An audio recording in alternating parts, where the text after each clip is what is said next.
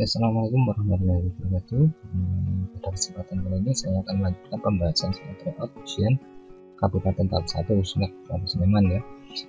Mata pelajaran ilmu pengetahuan alam nomor 26 sampai 50. Untuk nomor 1 sampai 25 sudah saya bahas kemarin, sudah saya upload di video sebelumnya. Baik, kita langsung saja ke nomor 26. Kegiatan manusia yang memanfaatkan perubahan wujud menyublim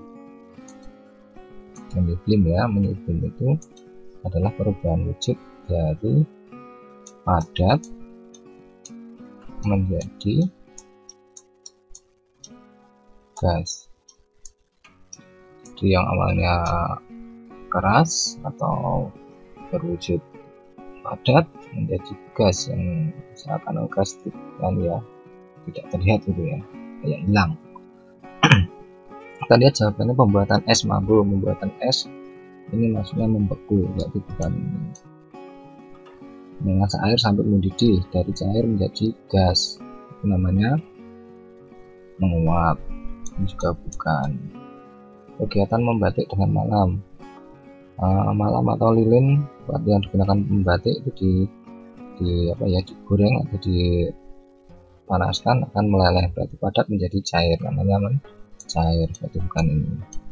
Meletakkan kamper itu atau kapur barus ya di almari pakaian. Nah, ini dia yang perubahannya dari padat menjadi gas ya. Kalau kita punya pewangi lemari atau kamper ini, kalau kita diletakkan di lemari lama-lama akan habis sendiri. Jadi dari padat tahu-tahu habis, nggak ada sisa atau hilang. Nah, itu perubahannya dari padat menjadi gas, seperti dia. Lanjut, perhatikan gambar berikut. Perubahan wujud benda yang terjadi pada peristiwa tersebut. Nah, ini ada gelas yang berisi balok es batu ya, kemudian di luarnya ada titik-titik air. Nah, ini bukan berarti gelasnya bocor, bukan. Nah, di sini jelas ada es batu. Nah, ini akan mencair, jelas terjadi pencairan. Es batu akan mencair. Jadi peristiwa yang terjadi adalah salah satunya adalah mencair. Kemudian air yang ada di sini, kayak tadi saya bilang, bukan berarti gelasnya bocor ya. Ini adalah peristiwa terjadinya pengembunan. Ya, jadi udara yang ada di sekitar gelas ini akan mengembun karena adanya pendinginan dari es batu yang ada di dalam gelas ini. Jadi peristiwa yang terjadi adalah pencairan dan pengembunan, mencair dan mengembun. Lanjut 28, pemasangan kabel listrik di tepi jalan dibuat agak kendor. Hal ini bertujuan, kita lihat pemasangan kabel pada tiang listrik itu dibuat agak lendong, agak mengendur gitu ya. Kenapa? Bukan tanpa alasan pemasangan seperti ini. Nah, alasannya kenapa? Nah, kita lihat. Apakah mempermudah pemasangan listrik? Bukan itu alasannya. Agar tidak putus saat memuai. Memuai itu bertambah panjang. Kalau bertambah panjang otomatis kan semakin kendor. Nah, ini kalau muai berarti kan nggak putus, berarti bukan ini.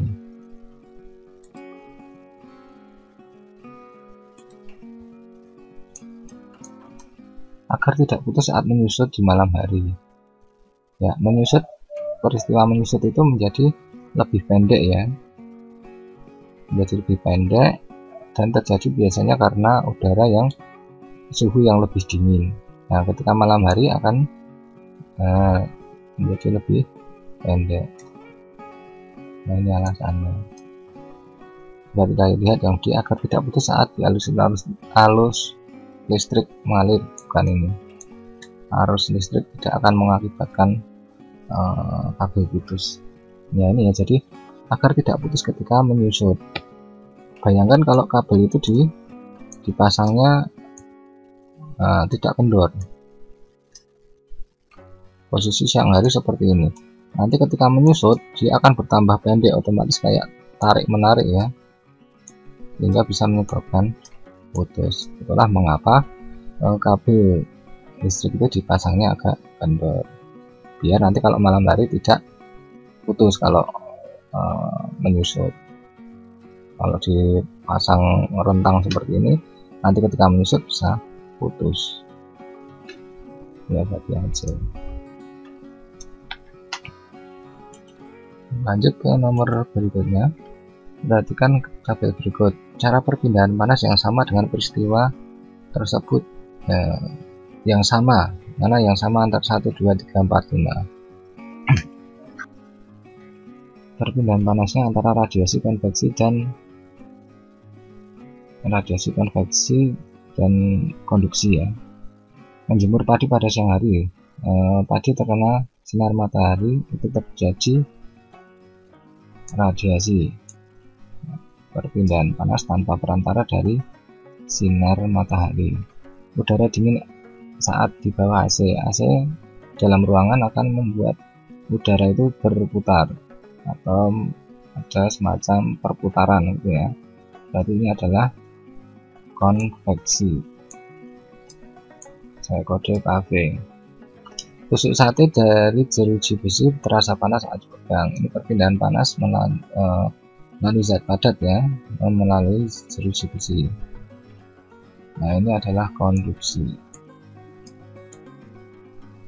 Kemudian tubuh terasa hangat saat di sekitar api unggun. Kalau kita berada di dekat api unggun ya,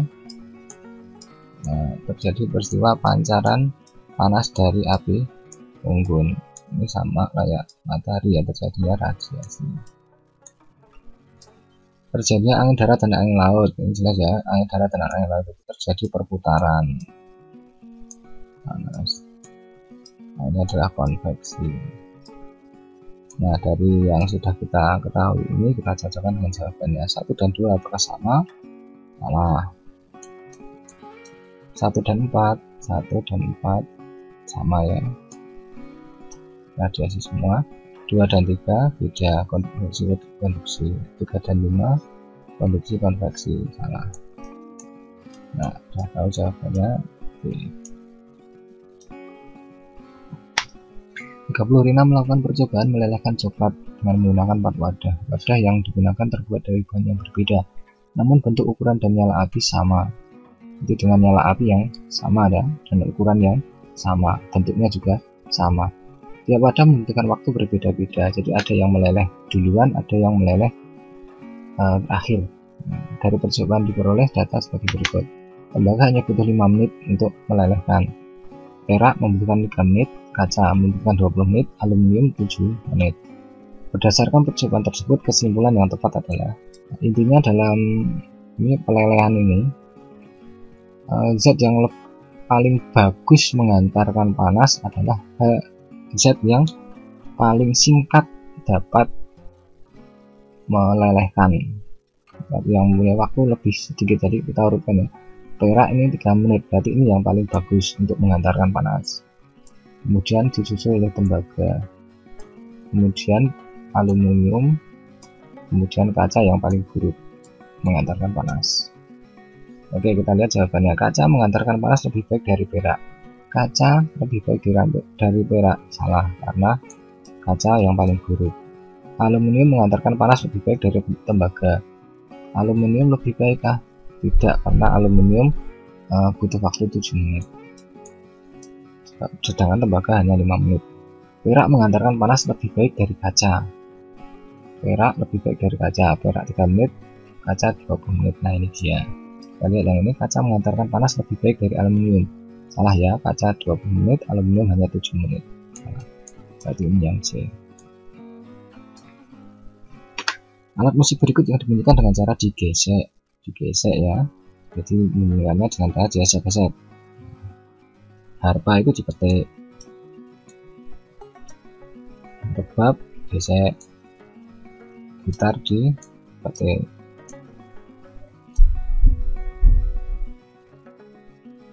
Cello dipetik, viola digesek, cello digesek ya, Selo itu digesek, biola juga gesek, rebab juga digesek.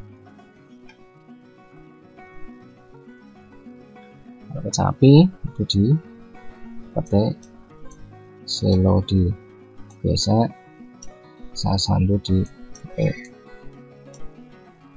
gitar dipetik, biola digesek, harpa dipetik. Nah, silakan dipelajari lagi berbagai macam alat musik dan cara membunyikannya ya. Nah, dari pertanyaan tadi yang dibunyikan dengan cara digesek adalah yang B, selo, biola, rebab. Lanjut 32, sumber bunyi pada alat musik seperti pada gambar yang ditunjukkan. Sumber bunyi pada alat musik seperti pada gambar ditunjukkan oleh nomor. Nah, mana sumber bunyinya? Gitar itu sumber bunyinya ada pada senarnya. Rebana itu sumber bunyinya ada pada membrannya ini, ada selaputnya ini. Dari 2 dan 3 sudah jelas, ini mudah.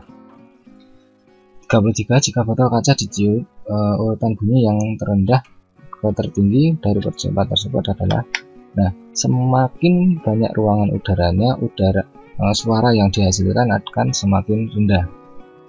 Semakin tinggi air yang ada di sini, semakin sedikit udara yang ada di situ, maka bunyi yang dihasilkan akan semakin tinggi. Ya, bisa dipraktekkan nanti kalau punya botol ditiup gitu ya, semakin sedikit ruangannya atau semakin banyak airnya akan semakin tinggi juga nada yang dihasilkan. Baik, urutan dari yang terendah ke tertinggi. Terendah berarti nadanya yang paling rendah ini, kemudian ini, kemudian ini, kemudian ini, dan ya, catakan nomor 2, 4, 1, 3, 5, 2, 4, 1, 3, 5, 2, 4, 1, 3, 5. Yang jelas pastinya harus urut ya. Kalau 24, 3, 1, 5, 24, 3, 1, 5 ini kan agak rendah, agak tinggi, rendah lagi, berarti kan nggak urut. Ini tinggi sekali. Nah, antara 2 dan 3 nya, 3 dan 1 nya tadi kebalik ya. Nah, ini. Oke. Lanjut, Edo menarik Thomas pada rem sepeda yang kendaraannya sehingga sepeda berhenti. Gaya yang terdapat pada peristiwa tersebut adalah rem sepeda. Nah, ada sebuah gesekan yang ada pada rem ya, pada kampas remnya. Itu adalah berarti gaya yang bekerja adalah gaya gesek yang membuat sepeda tersebut berhenti ya, bukan magnet, bukan bekas, bukan gravitasi. Lanjut 35, pasangan yang tepat antara kegiatan dan pernyataan tentang pengaruh gaya. Nah, ini mobil diam didorong oleh seseorang, berarti pengaruhnya adalah benda diam menjadi bergerak. Benda diam menjadi bergerak.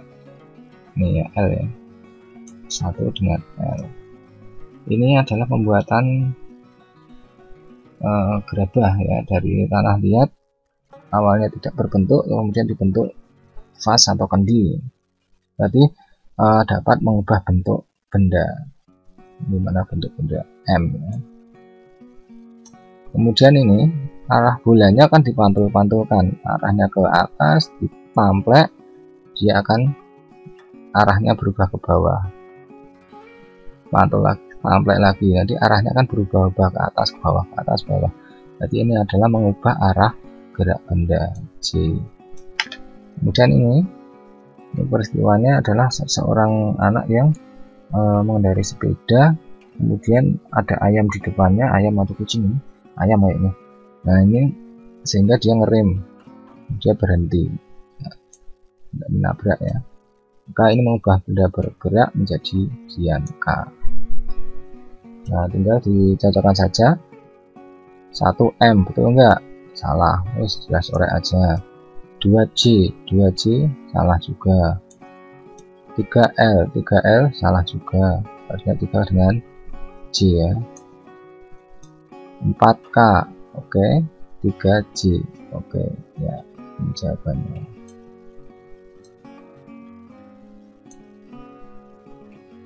Ya, jawabannya D ya.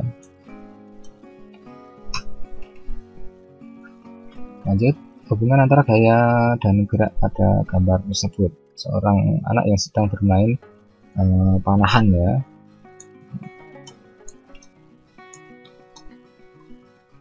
Pernyataan yang benar yang mana? Apakah semakin kuat tali busur ditarik, laju panah akan semakin cepat dan jarak tembak semakin jauh? Ya, kalau kita memanah itu semakin kita kuat menarik, dia menghasilkan gaya pegas yang tinggi sehingga dia akan membuat anak panahnya melaju dengan cepat dan jauh. Kalau kita hanya nariknya tidak kuat, hanya nariknya kecil gitu ya, nah, maka lajunya juga akan lambat dan dia hanya jarak tempuhnya juga sedikit. Itu logikanya seperti itu. Anak-anak putra yang sering main ketapel, kalau mau membidik sasaran yang jauh pasti akan ditarik dengan kuat ketapelnya ya, sama posisinya dengan anak panah ini ya. Ini ya, jadi semakin kuat busur panah ditarik, maka lajunya akan semakin cepat dan jarak tembaknya akan semakin jauh. Kita lihat yang B, semakin kuat tali busur ditarik, maka laju panah semakin lambat. Salah, ini seharusnya semakin cepat. Semakin lemah tali busur panah ditarik, maka laju akan semakin lambat. Ya benar, tapi jaraknya tembak semakin jauh. Salah ini. Semakin lemah tali busur ditarik, maka laju anak panah semakin cepat. Salah, seharusnya semakin lambat. Itu ya, berarti yang A enggak masalah.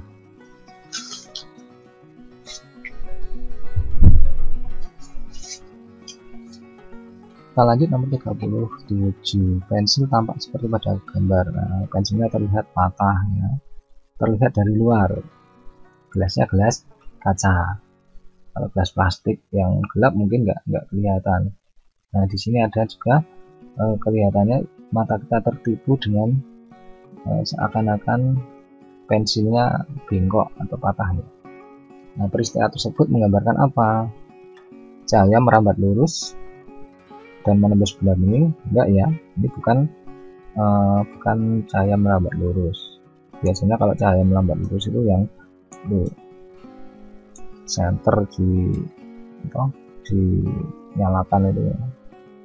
Atau kalau pakai itu yang ada percobaan pakai kertas di lubang ini. Cahaya menembus benda bening, iya ya, karena di sini adalah kaca, dia dapat melihat dalamnya kaca, maka bisa menembus. Kemudian diuraikan, cahaya diuraikan, bukan juga diuraikan, itu biasanya adalah contohnya adalah pelangi. Cahaya dapat diuraikan, itu pelangi tadi ya, bukan, dan dapat dibiaskan ya. Ini adalah peristiwa pembiasan. Sebuah benda melalui medium yang berbeda kerapatannya, udara dan air. Berbeda kerapatan pasti akan terjadi pembiasan. Nah, cahaya dapat dibiaskan dan cahaya menembus benda bening. 38. Kegiatan manusia yang memanfaatkan sifat cahaya menembus benda bening. Siti melihat bayangan dirinya di depan cermin. Ini ada pemantulan cahaya, bukan menembus benda bening. Nah, Lani melihat ikan cupang yang ada di dalam botol kaca. Ini dia, nah, karena botol kacanya ada ikan ya, kelihatan di sini. Cahaya dapat menembus hingga mata kita bisa melihatnya. Dayu melihat kolam yang terlihat dangkal. Ini adalah pembiasan. Seakan-akan terlihat dangkal atau cetek.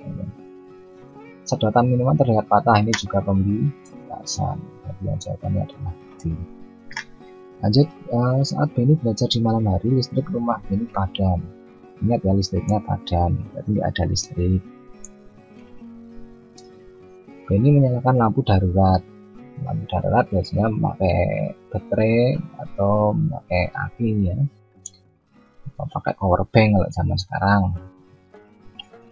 Perubahan bentuk energi yang terjadi saat lampu darurat dinyalakan. Sekarang itu ya, lampu yang bisa nyala sendiri waktu mati listriknya itu kan di dalamnya ada baterainya dalam bolamnya ini. Di sini ada baterainya kalau kalian buka.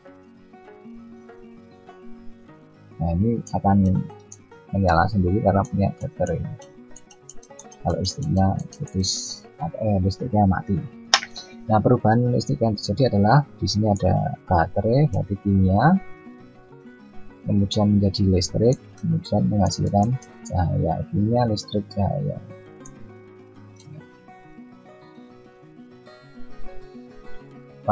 Perhatikan gambar berikut. Pembuatan magnet secara urut. Kalian kalau masih ingat dengan lagunya ini ya, cara membuat magnet. Ini didekatkan itu adalah induksi ya. Kemudian ini adalah dengan aliran listrik, berarti elektromagnet. Kemudian dengan digosokkan, ini juga didekatkan ya, atau ditempelkan. Nah, ini adalah induksi juga, jadi pakunya terpengaruh oleh magnet karena dekat atau nyalur ya istilahnya gaya magnetnya, sehingga paku-paku kecil di sini akan terangkat. Oke, IEGI salah ini IEGI salah, IEGI 41. Perhatikan gambar berikut. Ini adalah gambar putih sapal seperti ini ya, adalah gambar medan magnet. Jadi magnet itu sekelilingnya akan terjadi semacam garis-garis magnet, namanya medan magnet. Medan magnet ini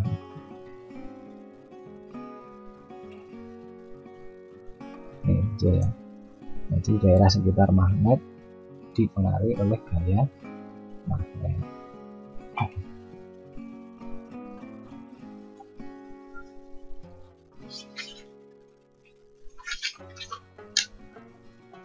Lanjut 42.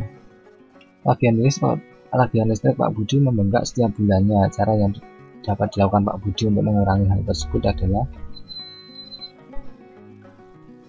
jadi tagihan listriknya boros ya, membengkak, maka cara yang dilakukan adalah dengan cara penghematan. Kalau kita boros berarti harus kita menghemat untuk mengurangi. Menyetrika baju setiap hari salah, tidak menghemat pemborosan. Menggunakan listrik yang berdaya besar, lalu saya lagi ini semakin membengkak nanti. Kemudian mencabut steker listrik yang tidak digunakan. Nah, ya, berarti ini penghematan. Menggunakan lampu untuk penerangan siang hari salah. Siang hari nggak perlu lampu kalau memang sudah terang ya. Oke, jadi nggak masalah C, mudah ini.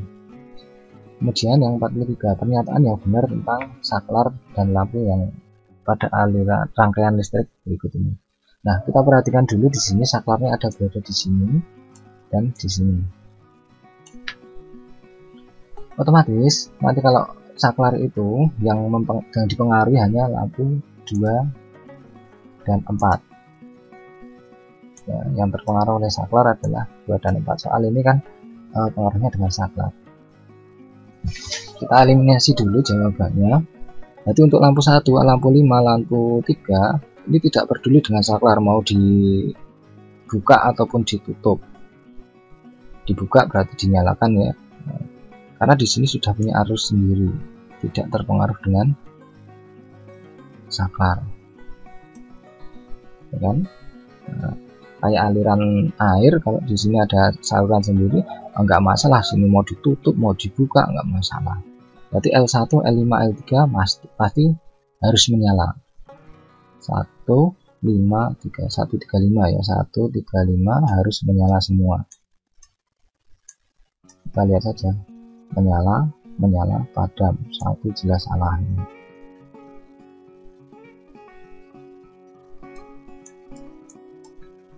1 menyala, 3 menyala, 5 menyala. Oke, masuk akal. Kita lihat yang lain dulu. Menyala, padam, menyala, misalnya. Nah, ini cara praktis untuk kita mencari jawaban ya, cari salahnya dulu aja. Jadi nggak perlu mikir saklar mau ditutup mau dibuka. Nah, yang penting ini dulu dicek ya. Ini padam, ini menyala, jelas ketemu jawabannya ya. Jawabannya yang B. Kalau mau di saklar ini juga sebenarnya boleh saja. Tapi saya mau cara praktisnya kan seperti itu. Saklar 1 ditutup. Ditutup itu berarti aliran listriknya mengalir. Dengan ini maka L2 akan menyala. S2 dibuka, S2 nya dibuka berarti putus. L4 nya harusnya padamnya. Oke. Perhatikan tabel berikut. Sumber energi alternatif. Energi alternatif adalah energi pengganti dari penggunaan bahan bakar fosil ya, biasanya menggantikan batu bara dan minyak bumi. Oke. Menggantikan batu bara dan minyak bumi berarti yang batu bara jelas salah. Ini bukan energi alternatif. Geothermal adalah energi yang dihasilkan oleh panas bumi ya. Geo itu bumi, term itu panas ya, tangannya seperti itu alternatif juga. Biasanya sumber energi alternatif itu yang tidak terbatas atau yang stoknya banyak dan bisa diperbarui biasanya. Nah, geothermal termasuk energi yang tidak terbatas ya, termasuk energi yang cukup besar karena panas bumi berasal dari magma yang ada di dalam bumi, energinya cukup besar. Bioetanol, bio itu artinya makhluk hidup, etanol ya semacam bahan bakar yang berasal dari makhluk hidup. Itu bisa digunakan untuk sumber energi alternatif. Contohnya itu kalau nggak salah itu yang dari minyak dari pohon jarak itu, kalau nggak salah itu contohnya. Kemudian nikel adalah bahan tambang. Saya sorek kenapa? Karena ini adalah termasuk sumber daya alam yang tidak dapat diperbarui ya gitu. Kemudian energi alternatif yang saat ini sedang dikembangkan adalah nuklir itu termasuk energi alternatif yang sambil diteliti ya, menghasilkan energi yang cukup besar walaupun resikonya juga cukup besar, tapi bisa digunakan sebagai energi alternatif. Berarti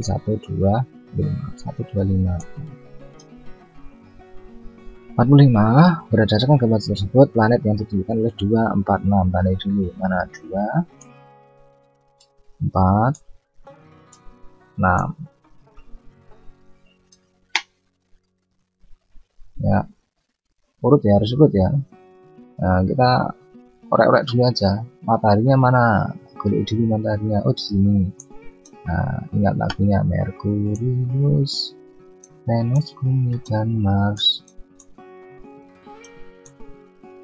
Jupiter, Saturnus, Uranus, yang terakhir adalah Neptunus.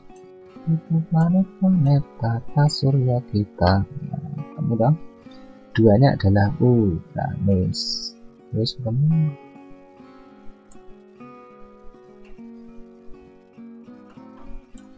empatnya Jupiter atau Jupiter ya.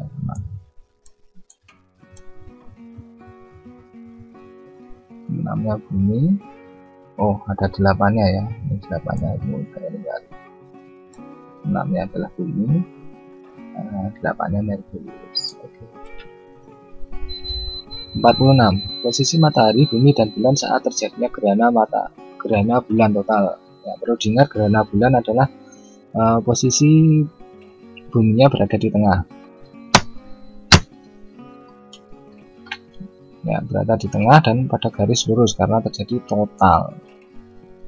Ini penumbra ya, salah. Ini juga bukan.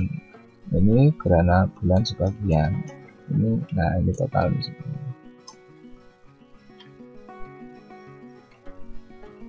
Oke ya, tidak masalah. Gerakan bumi pada orbitnya saat mengelilingi matahari mengakibatkan gerakan bumi pada orbitnya. Jadi bumi kan mengelilingi matahari, mengelilingi pada orbitnya. Nah, berarti ini adalah revolusi. Nah, pengaruh revolusi itu akibatnya apa?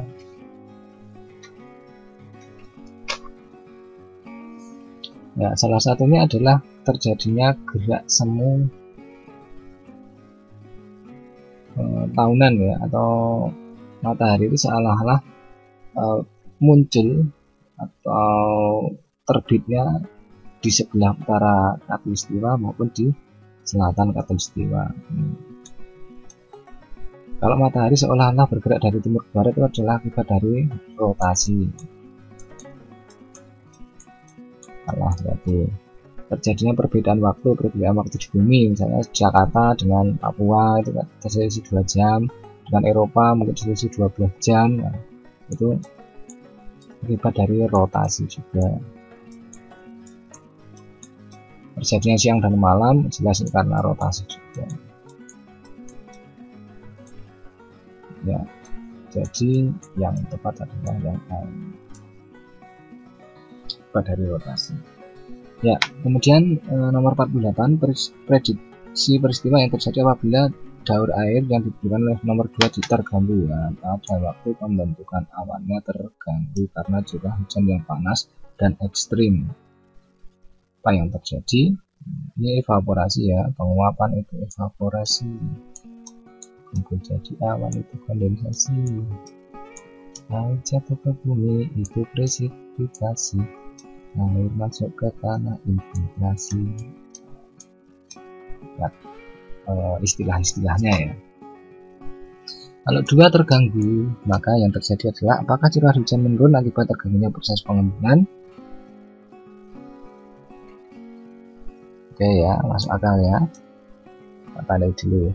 Bencana banjir akan terganggu akibat proses penyerapan. Salah, karena yang di prosesnya bukan di sini yang terganggu. Kalau di sini yang soalnya yang terganggu, maka bisa jadi B ini jawabannya. Tapi karena prosesnya yang diana adalah 2, proses pembentukan awannya, maka jelas tidak. Hilangnya sumber mata air akibat berkurangnya daerah resapan ini juga pengaruh yang terjadi akibat di nomor 4. Penurunan tingkat kesuburan tanah akibat erosi ini juga bukan. Ya, jadi jawabannya adalah A ya. Curah hujannya menurun karena pembentukan awannya juga hanya sedikit. Nah, semakin pembentukan awannya banyak, maka nanti proses terjadinya presipitasinya atau hujannya juga akan semakin banyak pengembungannya seharusnya. Nah, karena di sini terganggu, maka pengembungannya juga akan terganggu. Dan curah hujannya akan menurun.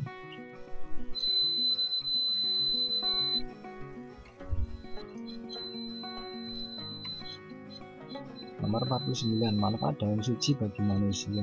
Daun suci itu biasanya yang bisa dibuat pewarna ya, warna hijau.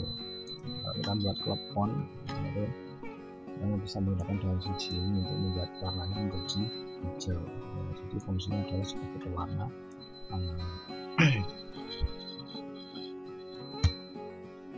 Kemudian yang terakhir, contoh sumber daya alam yang dapat diperbarui. Berbarui berarti dapat ditimbulkan kembali, dapat dimunculkan kembali atau dapat dibudidayakan.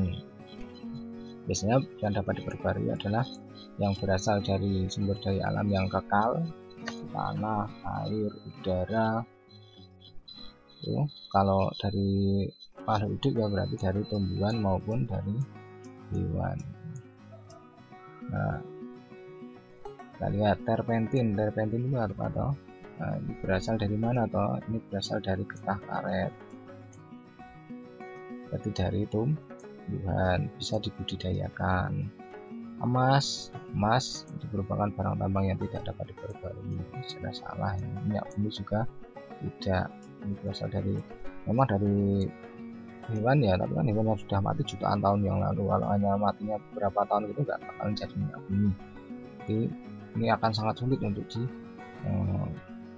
diperbarui, makanya termasuk S2 yang tidak dapat diperbarui. Oke ya, jadi A salah.